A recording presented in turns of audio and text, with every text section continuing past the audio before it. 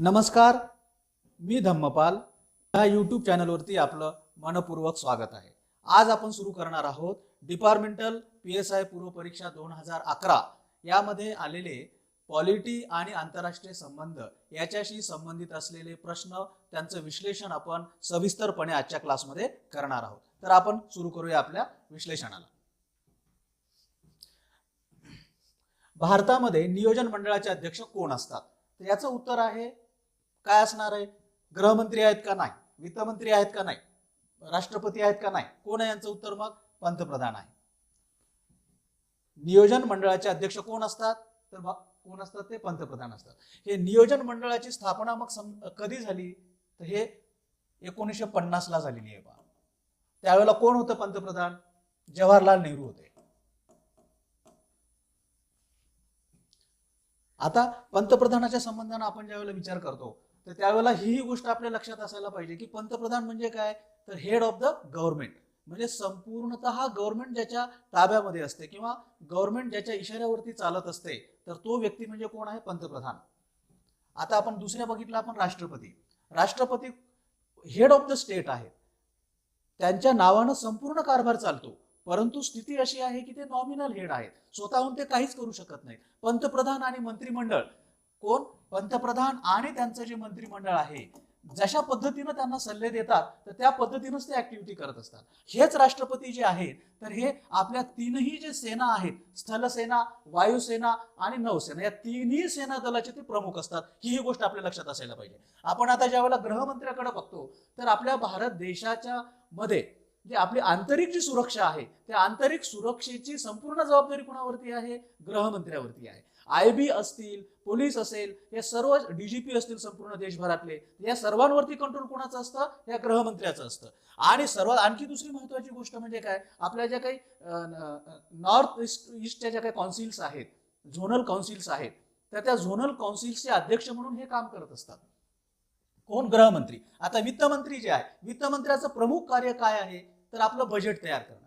बजेटमध्ये काय होत असतं तर काही पैसे पूर्ण देशभरातून पैसे गोळा करणे कर लावून, आणि मग जमा झालेले जे काही पैसे किंवा जमा होऊ शकणारे जे पैसे आहेत देशभरामध्ये कशा पद्धतीनं खर्च करता येईल याचं एकंदरीत नियोजन, एकंदरीत त्याचा डॉक्युमेंट तयार करणं, ज्याला आपण बजेट म्हणतो, अॅन्युअल स्टेटमेंट म्हणतो. तर हे करण्याची जबाबदारी कुणाची आहे? अर्थमंत्र्याची, आणि त्याच्या विविध डिपार्टमेंटच्या माध्यमातून अर्थमंत्री हे त्या ठिकाणी करत असतो. त्याच वेळेला GST काउन्सिल जे आहे त्याचं अध्यक्षपद कोण भूषवत असतं? तर त्या ठिकाणी वित्तमंत्री त्या ठिकाणी भूषवताना आपल्याला पाहायला मिळतं. तर मित्रांनो, एका प्रश्नाच्या मध्ये या ठिकाणी आपण जवळजवळ 5-6 प्रश्नांची उत्तरं देण्याचा प्रयत्न केलेला आहे. ही गोष्ट आपण लक्षात घ्यायला पाहिजे.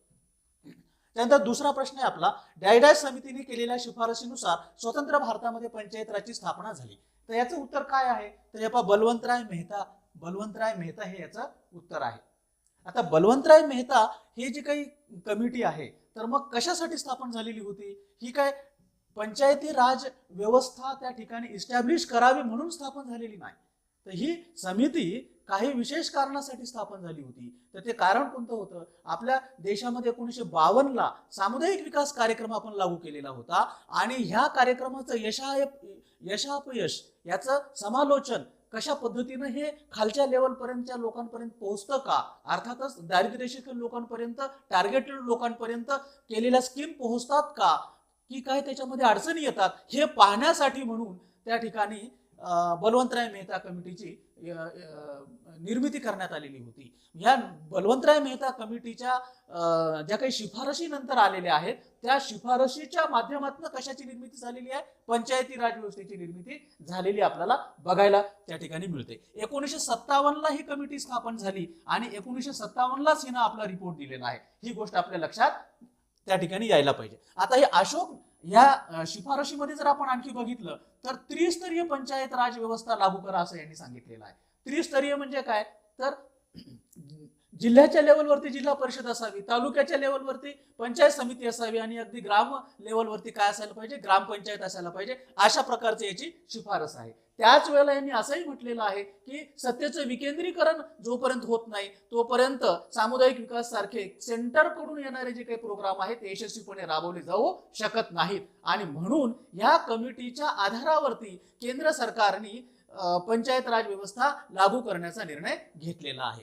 त्याच्यानंतर आपल्याला पाहता येतं की पहिलं जे राज्य आहे, ज्या राज्याने एकदम सुरुवातीलाच पंचायत राज व्यवस्था आपल्यामध्ये लागू केली, ते राज्य म्हणजे राजस्थान आहे. त्यानंतर जर बघितलं आपण तर 9व्या क्रमांकावरचं राज्य कोणतं आहे, तर महाराष्ट्र राज्यानं ही बलवंतराय ही जी पंचायत राज व्यवस्था आहे ती आपण लागू केलेली आहे. परंतु आपण लागू करत असताना ॲज इट इज आपण शिफारसी स्वीकारलेल्या नाहीत. आपण काय केलेलं आहे, त्या ठिकाणी वसंतराव नाईक कमिटी जी आहे, जी 1960 ला आपण स्थापन केलेली आहे, आणि या कमिटीला आपण कार्यभार कोणता दिलेला होता, बलवंतराय मेहता कमिटीच्या ज्या काही शिफारशी आहेत त्याचा अभ्यास करणं आणि महाराष्ट्राला पूरक असलेल्या नवीन शिफारसी देऊन महाराष्ट्रामध्ये कशा पद्धतीची पंचायत राज व्यवस्था त्या ठिकाणी अंमलात आणता येईल याच्यासाठी म्हणून ही कमिटी आपण स्थापन केलेली होती. 1960 ला ही कमिटी स्थापन झाली. त्याच्यानंतर ह्या कमिटीने 1961 ला आपला रिपोर्ट दिलेला आहे, आणि 1961 ला रिपोर्ट दिल्याच्या नंतर आपण त्याचं अधिनियमामध्ये रूपांतर केलेलं आहे. जिल्हा परिषद आणि पंचायत समिती अधिनियम 1961 अशा पद्धतीनं आपण त्याचं रूपांतर केलेलं आहे, त्या कायद्यात रूपांतर केलेलं आहे. आणि लागू कधी झालेली आहे, 1 मे 1962 पासून ही कमिटी त्या ठिकाणी ही जी काही कायदा आहे हा प्रत्यक्षामध्ये त्या ठिकाणी यायला सुरुवात झालेली आहे. तर अशा पद्धतीनं वसंतराव नाईक कमिटीच्या विषयी आपल्याला एक अत्यंत महत्वाची कमिटी, महाराष्ट्रामध्ये ज्या कमिटीच्या आधारावरती पंचायत राज व्यवस्था निर्माण झालेली आहे असं आपल्याला म्हणता येईल. त्याच्यानंतर दुसरी कमिटी आहे पहा, पी.बी. पाटील कमिटी. आता ही पी.बी. पाटील कमिटीच्या संदर्भात आपण एवढं असं म्हणू शकतो की या कमिटीचा सर्वात जास्त प्रभाव कोणावरती आहे, महाराष्ट्राच्या पंचायत राज व्यवस्थेवरती आहे. त्याच्यामधली सर्वात महत्वाची गोष्ट जर आपण बघितली तर एक गोष्ट लक्षात असायला पाहिजे की सद्यस्थितीमध्ये जे सरपंच जे आहेत प्रत्यक्ष प्रौढ मतदाराच्या माध्यमातून निवडून त्या ठिकाणी आणण्याची प्रक्रिया सध्याला आपण अडॉप्ट केलेली आहे. ही कशाची शिफारस आहे, तर या पी.बी. पाटील कमिटीची शिफारस आहे. त्याच वेळेला 2000 लोकांवरती एक ग्रामपंचायत असावी. 1,00,000 लोकांच्या वरती किती, 2000 लोकांच्या वरती काय असायला पाहिजे, एक ग्रामपंचायत असायला पाहिजे. 1,00,000 लोकांच्या वरती एक पंचायत समिती असायला पाहिजे, आणि 15 ते 20 लाखाच्या वरती काय असायला पाहिजे, जिल्हा परिषद असायला पाहिजे. अशा प्रकारची शिफारस कोण केलेली होती, पी.बी. पाटील. आता यांच्या अनेक शिफारसी आहेत. आपण ज्यावेळेला आपला कोर्स सुरू करू, या ऍप मध्ये जो आपला कोर्स लॉन्च होणार आहे त्या ऍपच्या त्या कोर्समध्ये आपण अतिशय डिटेलमध्ये ह्या गोष्टींचा अभ्यास करणार आहोत. पण आता एक तोंड ओळख म्हणून आपण ह्या पर्यायाचा अभ्यास करत असताना ह्या गोष्टी आपण पाहत आहोत. त्याच्यानंतर पहा अशोक मेहता कमिटी. आता अशोक मेहता कमिटी जी आहे ही सेंटरची कमिटी आहे. त्याच वेळेला पी.बी. पाटील कमिटी ही महाराष्ट्राची कमिटी आहे. वसंतराव नाईक कमिटी ही महाराष्ट्राची कमिटी आहे. बलवंतराय मेहता कमिटी ही सेंटरची कमिटी आहे. ही आपण लक्षात घ्यायला पाहिजे. अशोक मेहता कमिटीचा सर्वात महत्वाची शिफारस कोणती आहे, यांनी सांगितलं की द्विस्तरीय पंचायत राज निर्माण करायला पाहिजे. बलवंतराव मेहतांनी त्रिस्तरीय सांगितलं, यांनी काय सांगितलं, द्विस्तरीय. म्हणजे कसं, वरती जिल्हा परिषद असायला पाहिजे आणि खालच्या लेवलला काय असायला पाहिजे, एक प्रकारचे ग्रामपंचायत किंवा त्यांचं मंडळ असायला पाहिजे. अशा प्रकारची यांची शिफारस आहे. त्याच्यानंतर यांनी असं सांगितलं की या पंचायत राज व्यवस्थेला वैधानिक अशा प्रकारचा दर्जा द्यायला पाहिजे. वैधानिक दर्जा म्हणजे काय, तर कायदा करून या पंचायत राज इम्प्लिमेंटेशन चांगल्या प्रकारे करता येऊ शकतं असं यांचं म्हणणं होतं. तर अशा पद्धतीनं आपण या सर्व गोष्टींवरती आपण बघितलेलं. याच्यानंतरचा पुढचा प्रश्न जो आहे आपला, स्थानिक स्वराज्य संस्था हा विषय कोणत्या सूचीमध्ये समाविष्ट करण्यात आलेला आहे. आता ही सूची म्हणजे काय, तर सूचीला आपण काय म्हणतो बघा, लिस्ट. ही कशाची लिस्ट आहे, तर वेगवेगळ्या प्रकारच्या विषयाची लिस्ट आहे. तर हे विषय, ही लिस्ट भारतीय संविधानामध्ये नेमकी कोणत्या भागामध्ये आहे, तर आपण जर बघितलं तर 7वी जी अनुसूची आहे त्या 7व्या अनुसूचीमध्ये ह्या लिस्ट आहेत. ह्या किती लिस्ट आहेत, साधारणपणे ह्या 3 लिस्ट आहेत. ही केंद्र सूची आहे, राज्य सूची आहे आणि समवर्ती सूची आहे. तर केंद्र सूचीमध्ये काय, केंद्र सूचीमध्ये केंद्रांनी ज्याच्यावरती कायदे करायचे अशा प्रकारचे विषय आहेत. राज्य सूचीमध्ये राज्यांनी ज्याच्यावरती कायदे करायचे असे विषय आहेत. समवर्ती सूचीमध्ये दोघांनी, केंद्रांनी आणि राज्यांनी दोघांनी मिळून कायदे करायचे असे विषय आहेत. परंतु ज्यावेळेला एकाच विषयावरती, समवर्ती सूचीच्या एकाच विषयावरती राज्य आणि केंद्र जर कायदा करत असेल तर त्या ठिकाणी केंद्राचा कायदा वैध ठरवला जातो. ही गोष्ट आपण लक्षात असायला पाहिजे. तर या ठिकाणी जो आपला प्रश्न आहे, स्थानिक स्वराज्य संस्था हा कोण्या सूचीमध्ये आहे, तर राज्य सूचीमध्ये आहे आणि त्याचा क्रमांक किती आहे, 5 क्रमांकावरती हा विषय स्थानिक स्वराज्य संस्थेचा आपल्याला बघायला मिळतो. तर याच्यानंतर आपण पुढच्या प्रश्नाकडे वळूया. महाराष्ट्रात त्रिस्तरीय पंचायती राज व्यवस्था स्थापन करण्याची शिफारस कोणत्या समितीने केली? आपण या पूर्वीच्या प्रश्नाचं विश्लेषण करत असताना अतिशय डिटेलमध्ये सांगितलेलं आहे की वसंतराव नाईक समिती जी आहे, तर ह्या नाईक समितीची निर्मिती करण्यात आलेली होती 1960 ला. आणि हे नाईक कोण आहेत? वसंतराव नाईक त्यावेळेसचे महसूल मंत्री आहेत. कोणते मंत्री आहेत? महसूल मंत्री आहेत. नंतर हे मुख्यमंत्री सुद्धा झालेले आहेत. यांच्या अध्यक्षतेखाली जी कमिटी स्थापन करण्यात आली, त्या कमिटीचा उद्देश काय होता?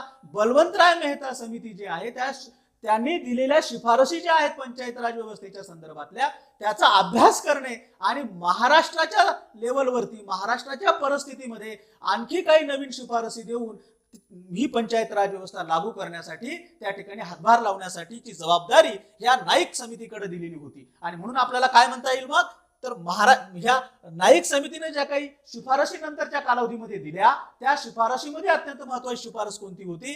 तर या महाराष्ट्रामध्ये त्रिस्तरीय पंचायती राज व्यवस्था लागू करावी अशा प्रकारची शिफारस यांनी केली. म्हणजे बलवंतराय मेहता कमिटीने जी शिफारस केली, तर त्याच प्रकारची शिफारस यांनी सुद्धा इथं केलेली आपल्याला बघायला मिळते. म्हणजे जिल्ह्याच्या लेवलवरती जिल्हा परिषद, तालुक्याच्या लेवलवरती पंचायत समिती आणि ग्राम लेवलवरती ग्रामपंचायत, अशा प्रकारची शिफारस यांनी केलेली आपल्याला बघायला मिळते. आता हे बोंगीरवार समिती जी आहे, त्या बोंगीरवार समिती जी आहे, बोंगीरवार त्यावेळेसचे प्रशासकीय अधिकारी होते. तर ह्या बोंगीरवार समितीच्या संदर्भात आपल्याला काय सांगता येईल, तर जो 5 वर्षाचा जो काही कालावधी आहे पंचायत व्यवस्थेमध्ये, आपल्या जिल्हा परिषदचा असेल, पंचायत समितीचा असेल किंवा ग्रामपंचायत, हे याची शिफारस कोणी केलेली आहे? पहा, बोंगीरवार समितीने. हे आपण लक्षात घ्यायला पाहिजे.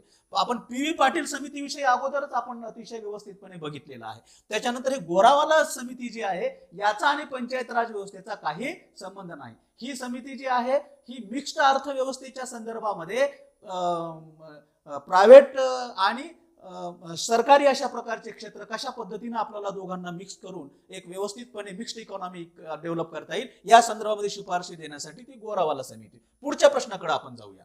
तर मित्रांनो, ह्या ऍप मध्ये आपल्याला संपूर्ण अशा प्रकारचा जो कोर्स आहे, अतिशय डिटेलमध्ये अत्यंत परीक्षाभिमुख पद्धतीने आपल्याला हा कोर्स या ठिकाणी अवेलेबल असणार आहे. तर कृपया आपण याचं डाउनलोड करावं आणि हा कोर्स आपण लवकरात लवकर घेण्याचा प्रयत्न करावा. पुढच्या प्रश्नाकडे बघूया.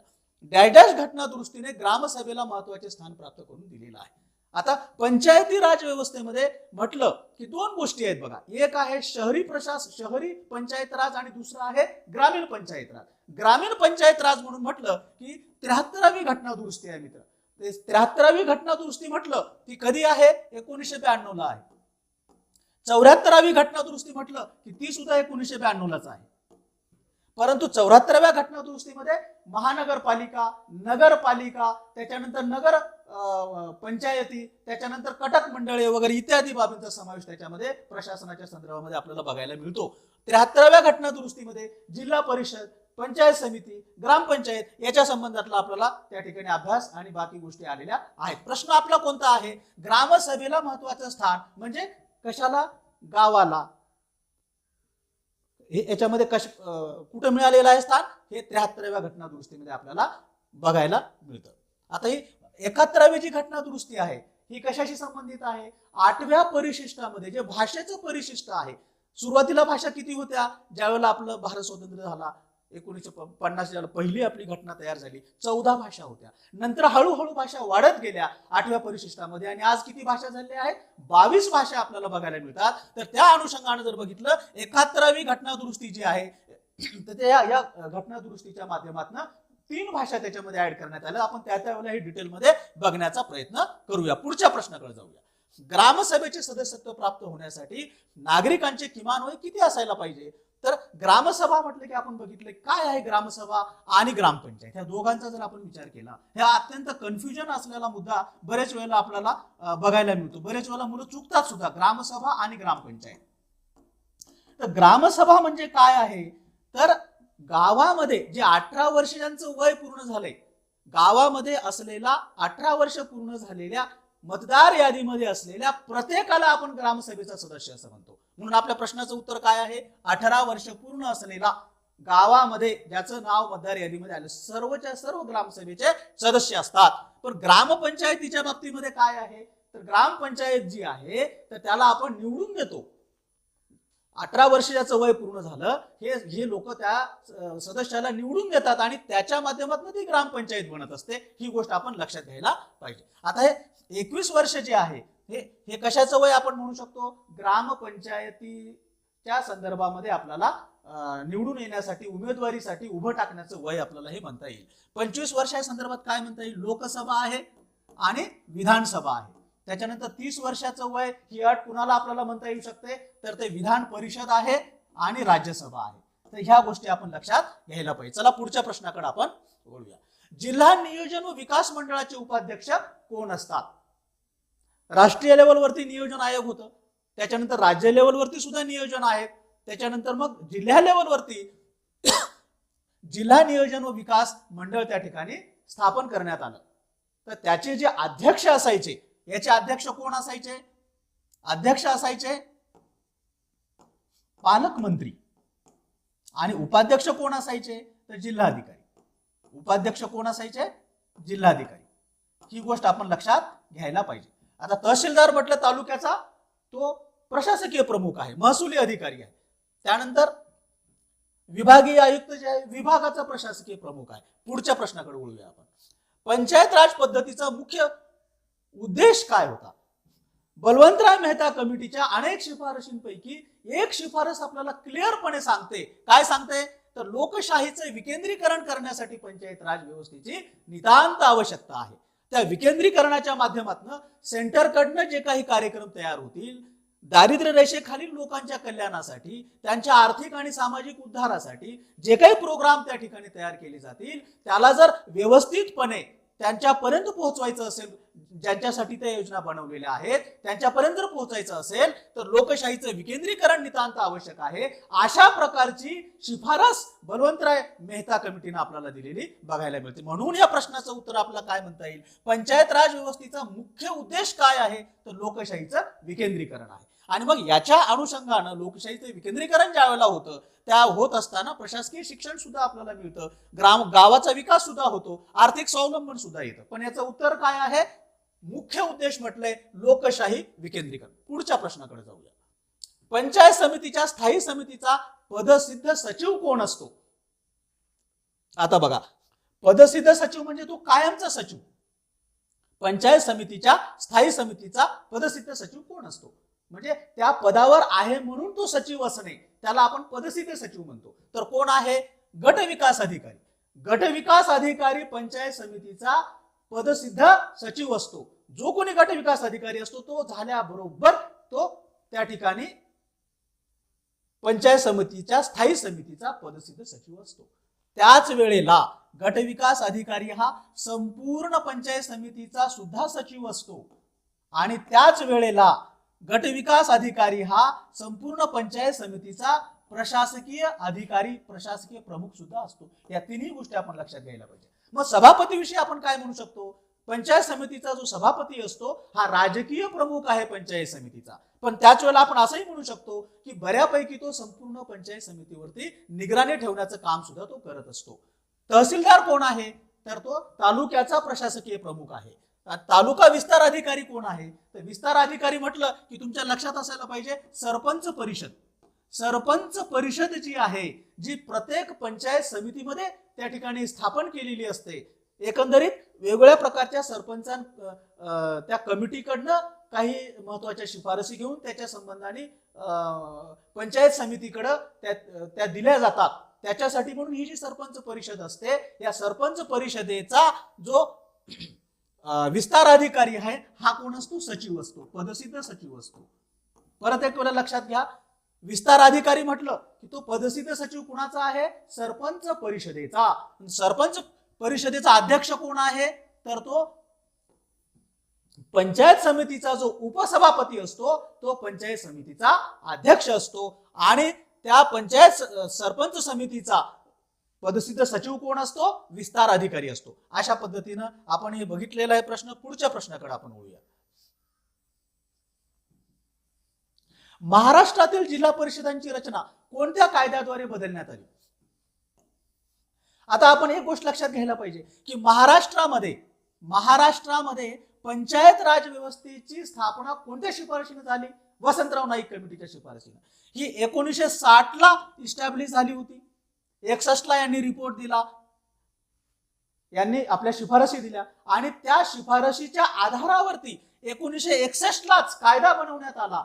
त्या कायद्याचं नाव काय होतं?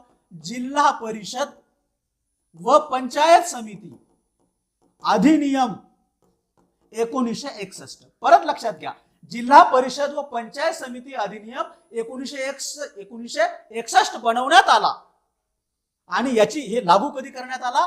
1 मे 1962 ला हा अधिनियम लागू करण्यात आला. आणि नंतर मग याच्यामध्ये सुधारणा कधी करण्यात आली?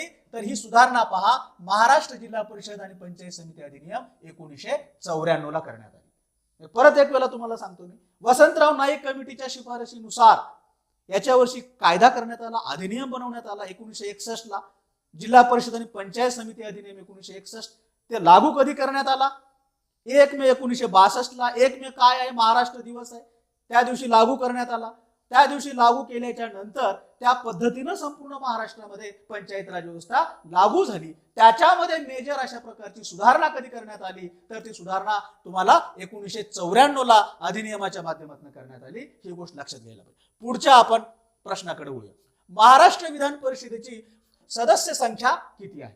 आता विधान परिषदेचा जर इतिहास बघितला तर तुम्हाला असाही प्रश्न विचारला जाऊ शकतो की महाराष्ट्रामध्ये विधान परिषदेच्या इतिहासात जर बघितलं तर सर्वात पहिलं विधान परिषद ज्यावेळेला महाराष्ट्र राज्य निर्माण झालं नव्हतं, ब्रिटिशांच्या काळामध्ये ज्यावेळेला आपण जातो, 1935च्या कायद्याच्या माध्यमातून 1937 ला मुंबई विधान परिषद स्थापन झाली होती. कोणती? मुंबई विधान परिषद कधी स्थापन झालेली होती?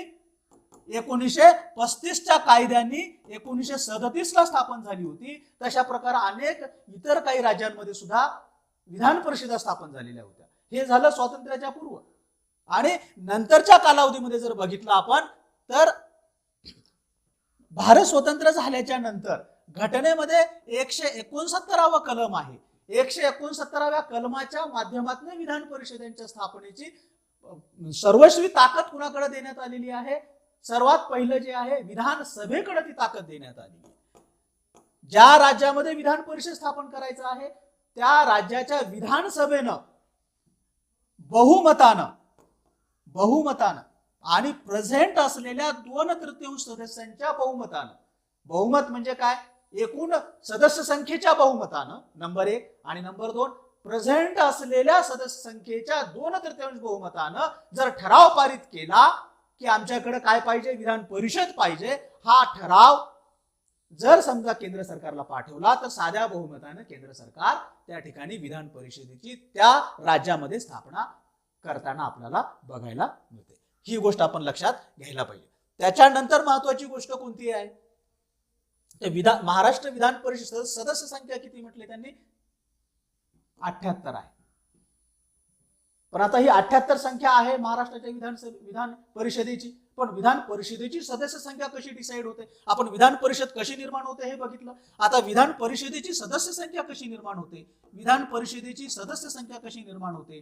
तर जर आपण बघितलं तर विधानसभा जी आहे त्या विधानसभेच्या एकूण सदस्य संख्येच्या 1/3 विधानसभा त्या सदस्य संख्येच्या 1/3 एवढे मॅक्झिमम एवढी सदस्य संख्या असू शकते. कमीत कमी सदस्य संख्या जर म्हटलं तर 40 किंवा जास्तीत जास्त जर म्हटलं तर त्या विधानसभेची सदस्य संख्या गुणिले 1/3. जर आपण महाराष्ट्राच्या संदर्भात जर बघितलं तर किती होऊ शकते? मग 288 गुणिले 288 गुणिले किती? 1/3 म्हणजे 96 एवढी सदस्य संख्या महाराष्ट्राच्या विधानसभेची त्या ठिकाणी आपल्याला बघायला म्हणजे होऊ शकते.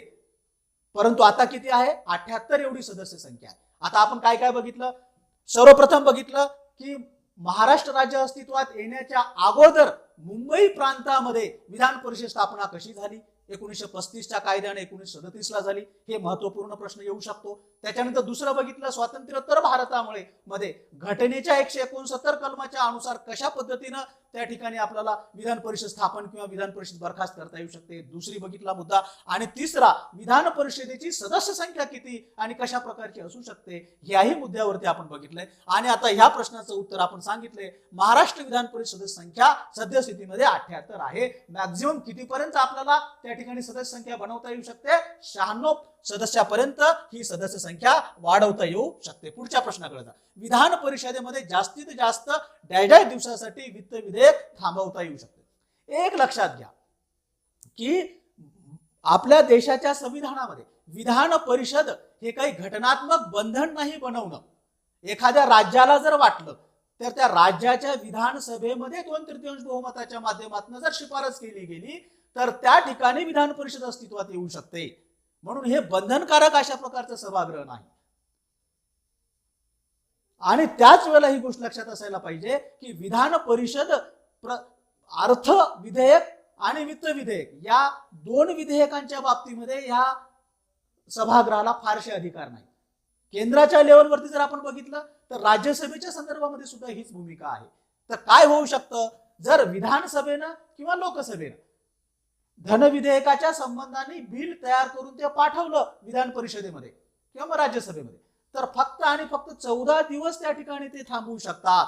जर 14 दिवस थांबवल्यानंतरही ते जर पाठवलं नाही परत आपल्या शिफारशीनुसार, आपल्या सहीनिशी, तर काय होतं, एक गोष्ट समजली जाते की ते विधेयक जसं लोकसभेमध्ये किंवा विधानसभेमध्ये पारित झालं तशाच प्रकारे ते पारित झालेलं आहे असं समजलं जातं.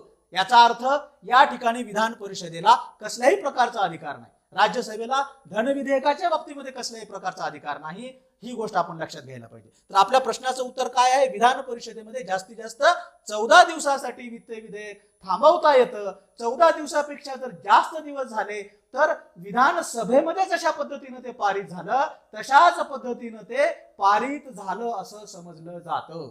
पुढचा प्रश्न, मंत्रिमंडळातील मंत्र्यांची संख्या विधानसभा सदस्य संख्येच्या 15% असावी अशा पद्धतीची तरतूद घटनेमध्ये करण्यात आली. ती कोणत्या घटना दुरुस्तीने करण्यात आलेली आहे? तर ही घटना दुरुस्ती आपण लक्षात घ्यायला पाहिजे. 91वी घटना दुरुस्ती 2003 प्रमाणे ही तरतूद करण्यात आलेली आहे. याच्यामध्ये दोन गोष्टी आहेत मित्रांनो. एक आहे केंद्राच्या लेवलवरती आणि दुसरा आहे राज्याच्या लेवलवरती आणि तिसरा आहे दिल्लीच्या लेवलवरती. हे पहा, एकाच वेळेला तुमचे 3 प्रश्न मी या ठिकाणी कव्हर करत आहे. पहा, केंद्राच्या लेवलवरती काय आहे? 15%. एकूण सदस्य संख्येच्या लोकसभेच्या 15%च आपल्याला काय करता येतात? मंत्री बनवता येतात. राज्याच्या लेवलवरती जर बघितलं तर 2 त्या ठिकाणी अटी आहेत. मॅक्झिमम किती? 15% त्या ठिकाणी मंत्री बनवू शकता विधानसभेच्या सदस्य संख्येच्या, किंवा कमीत कमी जर तुम्हाला म्हणायचं असेल तर ते 12 मंत्री बनवू शकता मुख्यमंत्र्याच्या सह. एक लक्षात घ्यायला पाहिजे. आणि दिल्लीच्या बाबतीमध्ये काय आहे पहा, तर त्या ठिकाणी दिल्लीच्या विधानसभेच्या 10% एवढंच म्हटलेलं आहे. म्हणजे 70 ही जर विधानसभेची संख्या असेल तर त्या ठिकाणी किती मंत्री बनवता येऊ शकतात? 10% म्हणजे 7 एवढे मंत्री बनवता येऊ शकतात. तर ही गोष्ट आपल्या लक्षात आली असेल की 15% सदस्य संख्या असावी. हे घटना दुरुस्ती 91वी घटना दुरुस्ती आहे. 2003 लाही त्या ठिकाणी पारित करण्यात आलेली आहे. आता आपण बघितलं 73वी घटना दुरुस्ती कधी झाली आहे? 1992 ला झालेली आहे. आणि कशाशी संबंधित आहे? तर हे ग्रामीण क्षेत्रामधील पंचायत राज व्यवस्थेशी संबंधित आहे. 74वी घटना दुरुस्ती कधी झाली? 1992 ला झाली. ही कशाशी संबंधित आहे? शहरी क्षेत्रातील जी पंचायत राज व्यवस्था आहे त्याच्याशी संबंधित आहे. 84वी जी घटना दुरुस्ती आहे ही अतिशय महत्वाची आहे. याच्याविषयी तुम्हाला प्रश्न येऊ शकतो. 84व्या घटना दुरुस्ती 2001 ला झाली आहे. आणि या घटना दुरुस्तीमध्ये काय सांगितलेलं आहे तर लोकसभा आणि विधानसभेच्या ज्या जागा आहेत त्या फ्रीज करण्यात आलेल्या आहेत. म्हणजे दर 10 वर्षाला जी जनगणना झाल्यानंतर त्या जागा वाढवावं असं म्हटलं जातं. म्हणजे लोकसंख्येच्या आधारावरती. तर यांनी काय सांगितलं की 2026 पर्यंत जागा वाढवायच्या नाही. तर 84वी घटना दुरुस्ती 2001 प्रमाणे काय झालेलं आहे तर विधानसभा आणि लोकसभेच्या ज्या जागा आहेत तर त्या तेवढ्याच 2026 पर्यंत राहतील अशा प्रकारची तरतूद करण्यात आलेली आहे. तर पुढच्या प्रश्नाकडे वळूया आपण. मंडळ पंचायत ही संकल्पना प्रथम कोणत्या समितीने मांडली हा प्रश्न आहे. आता मंडळ पंचायत म्हटलं की त्याच्यामध्ये काय आहे पहा की जिल्हा परिषद आणि पंचायत समिती आणि ग्रामपंचायत. तर याच्यामधला पंचायत समिती हा उडून जातो. काय होतं, जिल्हा परिषद आणि ग्रामपंचायत एवढंच राहतं, पंचायत समिती त्याच्यामध्ये येत नाही. आणि ग्रामपंचायतीमध्ये सुद्धा काय असतात की वेगळ्या प्रकारच्या ज्या काही ग्रामपंचायती आहेत ते एकत्र अशा पद्धतीनं जोडून ते एक मंडळ बनवलं जातं. ही गोष्ट लक्षात घ्यायला पाहिजे. म्हणजे जिल्हा परिषद आणि एकदम खालच्या स्तरावरती जर बघितलं आपण तर मग ग्रामपंचायतीचं मंडळ, आणि म्हणून त्याला काय म्हटलेलं आहे, मंडळ पंचायत. त्याच्यामध्ये पंचायत समिती नसते. मग अशा प्रकारे द्विस्तरीय अशा प्रकारची जी व्यवस्था आहे पंचायत राजमध्ये, हे कुणी दिलेली आहे, तर कोण आहे, अशोक मेहता समिती आहे.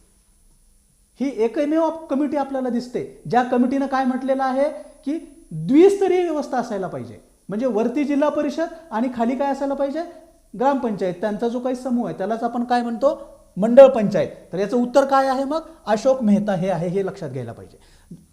बलवंतराय मेहता समितीच्या बाबतीत तर आपल्याला माहितीच आहे काय आहे, तर बलवंतराय मेहता कमिटीच्या माध्यमातून त्रिस्तरीय पंचायत राजची व्यवस्था भारतामध्ये आली, ही गोष्ट आपल्याला माहिती आहे. त्याच्यानंतर सिंघवी समिती जी आहे, तर सिंघवी समितीची सर्वात महत्त्वाची शिफारस कोणती आहे, तर पंचायत राज व्यवस्थेला जर व्यवस्थितपणे लागू करायचं असेल तर काय करायला पाहिजे, याला घटनात्मक दर्जा द्यायला पाहिजे. ही गोष्ट यांनी सांगितलेली आहे. ही गोष्ट आपण लक्षात घ्यायला पाहिजे. तर अशा पद्धतीनं ह्या प्रश्नाचं आपण उत्तर या ठिकाणी पाहिलेलं आहे. पुढच्या प्रश्नाकडे वळूया. डॅश हा मंत्री परिषद आणि राज्यपाल यामधील महत्वाचा दुवा असतो. मंत्री परिषद आणि राज्यपाल यामधील महत्वाचा दुवा कोण असतो, तर तो मुख्यमंत्री असतो. मुख्यमंत्र्यांनी राज्यपालाकडे रेग्युलरली भेट देऊन मंत्रिमंडळाच्या संदर्भामध्ये माहिती देत जावी, अशा प्रकारची योजना भारतीय राज्यघटनेमध्ये आहे. विधानसभेचा जो अध्यक्ष आहे, हा विधानसभेचा जो परिसर आहे त्याच्यामध्ये तो संपूर्ण तो शक्तिशाली आहे. त्या ठिकाणी न्यायालय सुद्धा काही करू शकत नाही अशी स्थिती आहे. पंतप्रधान जर बघितलं आपण तर पंतप्रधान हा दुवा आहे कुणाचा, राष्ट्रपती आणि केंद्रीय मंत्रिमंडळ जे आहे याच्यामधला दुवा कोण आहे, तो पंतप्रधान आहे. विरोधी पक्ष नेत्याच्या बाबतीत आपण काय म्हणू शकतो, लोकशाहीमध्ये अतिशय महत्वाचं स्थान आहे. पुढच्या प्रश्नाकडे आपण वळूया.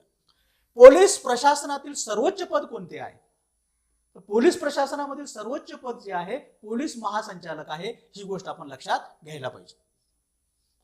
कोणत्या दोन नेत्यांमध्ये लाहोर वार्तालाप झालेला आहे. आता एक गोष्ट लक्षात घ्या, हा जो लाहोर वार्तालाप आहे याला एक पार्श्वभूमी आहे. काय पार्श्वभूमी, हे कधी झालेला आहे, 1999 ला झालेला आहे. त्यावेळेला भारताचे प्रधानमंत्री कोण होते, अटल बिहारी वाजपेयी होते. आणि पाकिस्तानच्या संदर्भामध्ये नवाज शरीफ त्या ठिकाणी पंतप्रधान होते. मग ह्याची पार्श्वभूमी काय आहे, पार्श्वभूमी अशी आहे की 1998 ला आपण काय केलेलं आहे, त्या ठिकाणी अणुविस्फोट केलेले आहेत. आपण केलेले आहेत आणि पाकिस्तानने सुद्धा केलेले आहेत. त्याच्यामुळे काय झालेलं आहे पहा, न्यूक्लिअर रेस तयार झाली आहे. न्यूक्लिअर रेस म्हणजे अण्वस्त्रांची मोठ्या प्रमाणावरती स्पर्धा तयार झाली. अण्वस्त्रांची जर स्पर्धा तयार झाली तर त्याचा परिणाम हा युद्धामध्ये होऊ शकतो आणि फार मोठ्या प्रमाणावरती नुकसान होऊ शकतं. म्हणून देशभरातील जे मोठे देश आहेत, प्रभावशाली जे देश आहेत, अमेरिका, रशिया सारख्यांनी त्या ठिकाणी ही परिस्थिती बनवून आणली. कोणती, तर भारत आणि पाकिस्तान मध्ये चर्चा व्हावी. त्या अनुषंगानं लाहोरमध्ये ही चर्चा झाली. पहा, त्याला आपण लाहोर वार्तालाप असं म्हणतो. आणि त्या चर्चेमध्ये काय महत्वाचे मुद्दे कन्सिडर करण्यात आले, त्याच्यापैकी एक होता न्यूक्लिअर रेस जी आहे आम्ही थांबवण्याचा प्रयत्न केला पाहिजे. दोन्ही देशांच्या मध्ये काय केलं पाहिजे, एक सामंजस्याचं आणि शांततेचं वातावरण निर्माण व्हायला पाहिजे. एकमेकाच्या प्रगतीसाठी पूरक अशा प्रकारच्या गोष्टी व्हायला पाहिजेत. हिंसात्मकता जी आहे ही फारशी कामाची नाही, अशा प्रकारच्या गोष्टी चर्चेला आलेल्या आहेत. परंतु नंतर काय झालं, हा करार झाला फेब्रुवारी 1999 मध्ये. पण काही दिवसाच्या मध्ये 2-3 महिन्याच्या मध्येच काय झाले, कारगिलचं युद्ध झालेलं आहे पहा. आणि कारगिलचं युद्ध झाल्यानंतर मग हा करार संपूर्णतः ठप्प पडलेला आपल्याला बघायला मिळतो. याच्यानंतर पुढच्या प्रश्नाकडे आपण वळूया. भारत आणि चीन यांच्या दरम्यान झालेला जो पंचशील करार कोणत्या वर्षी मान्य करण्यात आला, याचं उत्तर आहे 1954 ला मान्य करण्यात आला. आता पंचशील म्हणजे तुम्हाला पंचशीलाच्या मध्ये काय आहे, तर चीन आणि भारत यांनी आपापल्या जे अंतर्गत जे काही क्षेत्र आहे, आंतरिक जे काही प्रश्न आहेत, तर एकमेकाच्या आंतरिक प्रश्नामध्ये त्यांनी काय नाक खुपसू नये एकमेकाचं. प्रत्येकाच्या सार्वभौमत्वाचा त्यांनी काय करायला पाहिजे, आदर सन्मान करायला पाहिजे. एकमेकाच्या मध्ये कोएक्झिस्टन्स असायला पाहिजे, पीसफुलनेस, अशा प्रकारचे जे काही तत्व याच्यामध्ये आपल्याला आलेले बघायला मिळतात. ही संधी जी काही आहे, करार जो काही आहे 1954 त्या ठिकाणी झालेला आपण पाहतो. याच्यानंतर पुढचा प्रश्न जो आहे, मालदीवची राजधानी कोणती आहे? तर मालदीवची राजधानी आपल्याला त्या ठिकाणी माले ही आहे. तर या ठिकाणी बामको हे सांगितलेलं आहे. बामको हे राजधानीचं ठिकाण आहे कुणाच्या? माली ह्या देशाच्या राजधानीचं ठिकाण आहे. आता हे कुलालंपूर जो आहे मलेशियाची राजधानी आपल्याला बघायला मिळते, आणि पोर्ट लुईस जे आहे तर हे मॉरिशसची राजधानी आपल्याला बघायला मिळते. तर याच्यावरून काय लक्षात येतं, तर आपल्याला राजधान्या आणि शहर, राजधान्या आणि देश आणि त्यांच्या राजधान्या ह्या गोष्टी महत्वाच्या आहेत. पुढच्या प्रश्नाकडे आपण वळू. सार्क परिषदेचं पहिलं अधिवेशन डॅश येथे भरले होतं असं म्हणते. आता सार्क काय आहे, तर हे याचं लॉंग फॉर्म जर बघितलं आपण, सार्क SAARC म्हणजे south Asian association for regional conference. म्हणजे साऊथ एशियन रिजन मध्ये जेवढे काही देश आहेत तर त्या सर्व देशांचं असलेलं ते संघटन आहे. त्याचा उद्देश काय आहे, तर आर्थिक आणि जे काही आर्थिक प्रगती करणे आणि सामाजिक आणि इतर जे काही इश्यूज असतील त्याला एक प्रकारे सॉल्व्ह करायचा प्रयत्न करणं, प्रगतीच्या साठी म्हणून हे असोसिएशन स्थापन करण्यात आलेलं आहे. याच्यामध्ये जर कोणते कोणते देश आहेत असं जर आपण बघितलं तर तुम्हाला प्रश्न येऊ शकतो की सार्क मध्ये असलेल्या देशाची नावं सांगा, किंवा अनेक नावं देतील आणि त्याच्यापैकी एक सार्क वगैरे आहे का नाही असं सांगा. सार्क मध्ये जर कोणते देश आहेत, तर आपले जे नेबरिंग कंट्रीज आहेत तर त्याच्यामधनं कुणाकुणाला वगळायचं, तर चायनाला वगळायचं आणि म्यानमारला वगळायचं. चायनाला वगळायचं, मायनस करायचं, म्यानमारला त्या ठिकाणी मायनस करायचं, आणि ऍड कुणाला करायचं, त्या ठिकाणी मालदीवला ऍड करायचं आणि श्रीलंकेला ऍड करायचं. मग आता काय काय कोणते कोणते त्या ठिकाणी देश होतील मग याच्यामध्ये, तर बघा, एक आहे अफगाणिस्तान, दुसरा आहे पाकिस्तान, त्याच्यानंतर आहे नेपाळ, त्याच्यानंतर आहे भूटान,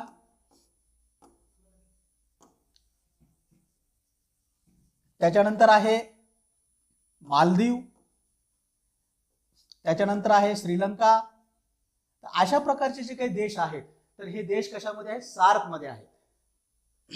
तर ह्या सार्क देशाच्या काही विविध प्रकारच्या काही सुमिट होत असतात, काही मीटिंग होत असतात, तर त्या मीटिंगच्या माध्यमातून आपल्या रिजन मधले जे काही प्रश्न आहेत ते सोडवण्याचा प्रयत्न त्या ठिकाणी होतो. प्रश्न काय आहे, सार्क परिषदेचं पहिलं अधिवेशन कधी भरलेलं आहे, तर हे कुठे भरलेलं आहे, तर हे बांगलादेश या ठिकाणी भरलेलं आहे. बांगलादेशची राजधानी काय आहे, ढाका. ढाका या ठिकाणी हे अधिवेशन भरलेलं आहे. कधी भरलेलं आहे, तर हे 1985 ला पहिलं अधिवेशन भरलेलं आहे. त्याच वेळेला ते स्थापन सुद्धा झालेलं आहे. ही गोष्ट लक्षात, कुठं, बांगलादेशमध्ये. हे भारतामध्ये जर बघितलं आपण, हे दुसरं अधिवेशन भारतामध्ये भरलेलं आहे. त्याच्यानंतर 8वं अधिवेशन भारतामध्ये भरलेलं आहे. त्याच्यानंतर 14वं अधिवेशन सुद्धा भारतामध्ये भरलेलं आहे. या गोष्टी आपण लक्षात घ्यायला पाहिजे. त्याच्यानंतर पुढचा प्रश्न आहे, स्कॉटिश नॅशनल पार्टी हा कोणत्या देशातील राजकीय पक्ष आहे? आता हे स्कॉटिश नॅशनल पार्टी कुणा देशातील आहे, तर हा युनायटेड किंगडम मधील राष्ट्रीय पक्ष आहे. आता युनायटेड किंगडम म्हटलं की याचे 3 भाग येतात बघा. युनायटेड किंगडम म्हटलं की याचे 3 भाग आहेत. एक आहे स्कॉटलँड आहे, त्याच्यानंतर आहे वेल्स किंवा आपण त्याला काय म्हणतो, नॉर्थ आयर्लंड असं म्हणतो. त्याच्यानंतर आहे तिसरा भाग, तो म्हणजे इंग्लंड. असे 3 भाग कशामध्ये आहेत, युनायटेड किंगडम मध्ये आहेत.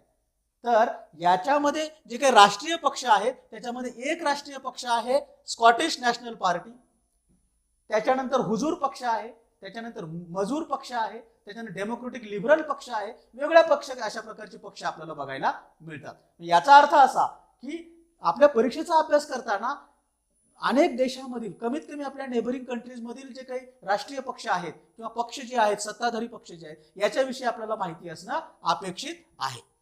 तर पुढच्या प्रश्नाकडे वळूया आपण. गंगा नदीच्या पाणी वाटपाच्या प्रश्नावर यशस्वी समझोता कुणी केलेला आहे? तर गंगा नदीचा पाणी वाटपाचा जो काही प्रश्न आहे हा कुणा देशामधला आहे, तर हा बांगलादेश आणि इंडियाच्या मधला हा प्रश्न आहे. इंडियाचे पंतप्रधान कोण आहेत त्यावेळेला, HD देवेगौडा आहेत, आणि बांगलादेशचे पंतप्रधान कोण आहेत, शेख हसीना आहेत. भारतातर्फे त्या ठिकाणी त्यावेळेचे फॉरेन मिनिस्टर कोण आहे, IK गुजराल आहे. तर आयके गुजराल त्या ठिकाणी चर्चा करण्यासाठी होते. आणि म्हणून यांनी काय म्हटलेलं आहे बघा, गंगा नदीच्या पाणी वाटपाच्या प्रश्नावरती यशस्वी समझोता कुणी केला? एच.डी. देवेगौडाचं नाव नाही, त्यांच्यातर्फे फॉरेन मिनिस्टर कोण होते? आयके गुजराल होते. हे नंतर 1997 ला हे स्वतः प्रधानमंत्री झालेले आहेत. परंतु ही घटना कधीची आहे? 1996 ची आहे. म्हणून आपल्याला याचं उत्तर काय आहे? गंगा नदीच्या पाणी वाटपाच्या प्रश्नावरती यशस्वी समझोता कुणी केला? तर हे आयके गुजराल. आयके गुजरालची एक महत्वपूर्ण डॉक्ट्रिन सांगितली जाते, ते आयके गुजराल डॉक्ट्रिन वगैरे म्हटलं जातं. ते आपण ज्यावेळेला डिटेलमध्ये आपला सिलेबस बघू त्यावेळेला आपल्याला ते पाहता येईल. तर पुढच्या प्रश्नाचं उत्तर, 17व्या सार्क परिषदेचे यजमानपद कोणत्या देशाला प्राप्त झालेलं होतं? तर 17वी जी सार्क परिषद आहे, तर त्या सार्क परिषदेचं यजमानपद जे आहे हे कुणा देशाला प्राप्त झालेलं आहे? हे मालदीवला प्राप्त झालेलं आहे. हे कधी झालेलं आहे? 2011ला ही परिषद झालेली आहे. कधी झाली आहे? 2011ला झाली आहे. ती 17वी परिषद आहे. ही गोष्ट आपण लक्षात घ्यायला पाहिजे. त्याच्यानंतर आपण पुढच्या प्रश्नाकडे वळूया. म्यानमारच्या समाज जीवनावरती कोणत्या धर्माचा प्रभाव आहे? आता म्यानमार म्हटले की आपल्या लक्षामध्ये येऊन जातं बौद्ध धर्म त्या ठिकाणी सर्वात जास्त आहे. जसं भारतामध्ये 85% वरती हिंदू धर्म आपल्याला बघायला त्या ठिकाणी 80 ते 85% आसपास हिंदू धर्माची लोकसंख्या आपल्याला बघायला मिळते. तशा पद्धतीनं 85% आसपास म्यानमारमध्ये बौद्ध धर्म त्या ठिकाणी आपल्याला बघायला मिळतो. आणि म्हणून आपल्याला काय म्हणता येऊ शकतं, म्यानमारच्या समाज जीवनावरती कुणाचा प्रभाव आहे? तर बौद्ध धर्माचा प्रभाव आहे असं आपण या ठिकाणी म्हणू शकतो. उत्तर आपलं बौद्ध धर्म असं आहे. न्यायमूर्ती सरकारी आयोग कशासाठी स्थापन करण्यात आलेला आहे? हे सरकारी कोण होते? सुप्रीम कोर्टाचे एक न्यायमूर्ती होते. ते सरकारी आयोग कशासाठी स्थापन करण्यात आलेला आहे? तर केंद्र आणि राज्यामधले जे काही संबंध आहेत याच्या संबंधामध्ये अधिकाराची कशा पद्धतीनं पॉवर ऑफ बॅलन्स बनवता येईल, म्हणजे जेणेकरून राज्य आणि केंद्र एकमेकांमध्ये भांडत बसणार नाही. आता एवढं करून सुद्धा सरकारी आयोग आला, त्याच्या रिपोर्ट्स आपण स्वीकारल्या, सर्व गोष्टी करूनही आज आपण केंद्र आणि राज्यामधलं भांडण बघत असतो. हे एक प्रकारचं आपलं शोकांतिका आहे. परंतु जर आपला जो प्रश्न आहे या प्रश्नाचं उत्तर काय आहे, तर सरकारी आयोग कशासाठी स्थापन झालेला होता? केंद्र आणि राज्याच्या मध्ये जे संबंध आहे त्याचं पॉवर ऑफ बॅलन्स कशा पद्धतीने राहतील, जेणेकरून एकमेकांमध्ये केंद्र भांडत बसणार नाही आणि विकास कामाला त्या ठिकाणी खीळ बसणार नाही, याच्यासाठी म्हणून हा आयोग त्या ठिकाणी आपल्याला बघायला मिळतो. याच्यानंतर आपल्या पुढच्या प्रश्नाकडे जाऊया. केंद्रीय लोकसेवा आयोगाचे कार्यालय कुठे आहे? केंद्रीय लोकसेवा आयोगाचं कार्यालय कुठे आहे? नवी दिल्लीमध्ये आहे. आता नवी दिल्ली आणखी मध्ये काय, देशाची राजधानी नवी दिल्ली आहे. अनेक कार्यालय नवी दिल्लीमध्ये आहेत. त्याच्यानंतर आपण बेंगलोर आहे. बेंगलोर जर बघितलं आपण, काल परवा आपण जे फार मोठा महान विक्रम केलेला, आपल्या देशाचं नाव पूर्ण जगामध्ये जे इस्रोनं त्या ठिकाणी गाजवलेलं आहे, आपल्याला सर्वांचा ऊर अभिमानानं त्या ठिकाणी भरून आणलेला आहे, ते जे इस्रो आहे हे बेंगलोरमध्ये इस्रोचं कार्यालय आहे. हे लक्षात घ्यायला पाहिजे. या माध्यमातून जे चंद्रयान आपण पाठवलेलं होतं, चंद्रावरती जे आपण यान पाठवलेलं होतं, ते यान अशा ठिकाणी चंद्रावरती जाऊन लँड झालेलं आहे ज्या ठिकाणी आजपर्यंत कोणीही पोहोचलेलं नाही, साऊथ पोलवरती. ही गोष्ट आपण लक्षात घ्यायला पाहिजे. त्याच्यानंतर मुंबई म्हटलं की आरबीआयचं कार्यालय आहे, इतरही काही महत्वपूर्ण कार्यालय आहे, ही गोष्ट आपण लक्षात घ्यायला पाहिजे. अशा पद्धतीनं आपला आजचा जो काही प्रश्न विश्लेषणाचा जो क्लास आहे आपण अत्यंत व्यवस्थितपणे हा पूर्ण पार पाडलेला आहे. इतिहास आणि राज्यशास्त्र ह्या विषयासाठी हे ॲप डाउनलोड करा, त्याची लिंक खाली दिलेली आहे. अपेक्षा करतो तुम्हाला लेक्चर आवडलं असेल. Thank you very much.